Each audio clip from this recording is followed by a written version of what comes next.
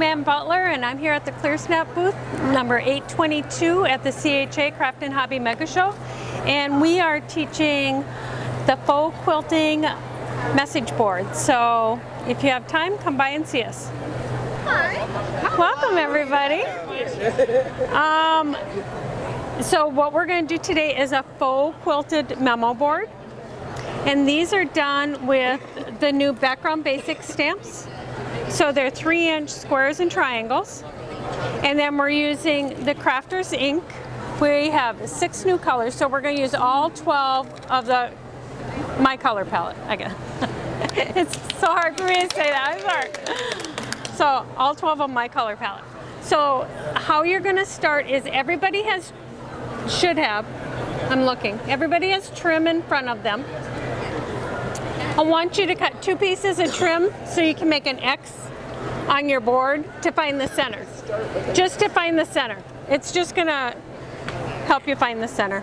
Because I forgot to give them all a ruler in the instructions.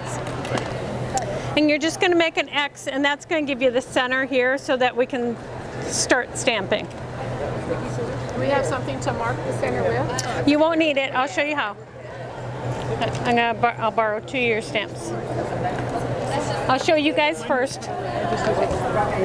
So when you find the center, you can take 2 of the square stamps and put right up next to that X and move the X out of the way. These will touch the top and bottom of the board. Okay, so you can move the X out of the way. It's just to help you guide you to find the center. So that's going to be where you're going to start. So you're just going to put two squares there, and the top and bottom of the squares are going to almost touch the board. So it's just giving you a good guideline to find the center. Okay, so you're just finding where the center is. Okay? And then what you're going to do, you're going to take, what we're doing is we're using all of the colors, so you have like a color palette. And you're going to put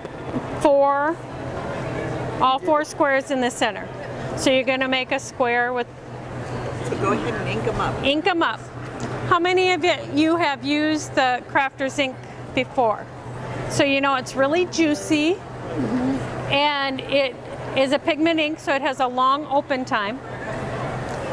The really cool part is if you ink it and you don't like it, you can use a baby wipe and wipe it away.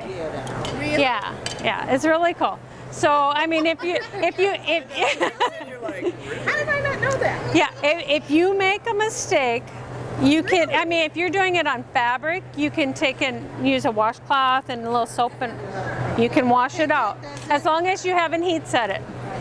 Okay? As long as it's still wet. Yep, and it has a really long open time. I mean, 40 minutes, it's long. so once we get it like this, we can pull these out. You can pull those out, push them in, and then you can start stamping. Yep, because you're going to use all 4 of them here in the center.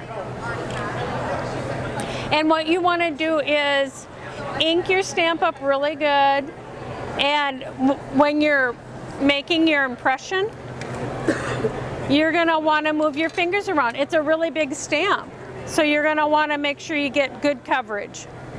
If you don't get the coverage you like I said, we can take a baby wipe it away. Test it. Okay, so she's going to test it so you guys can watch.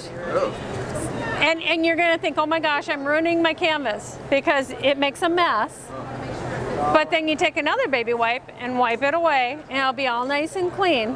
Wow. Sometimes it takes 3 baby wipes. But, okay, so like if you have lots of it stamped, you're going to have to be very careful to just get that one little area. It worked. It worked. So you're not going to want to stamp right there because it's wet. You can you can zap it with the heat gun. But it does work. I mean, and then also, just for your information,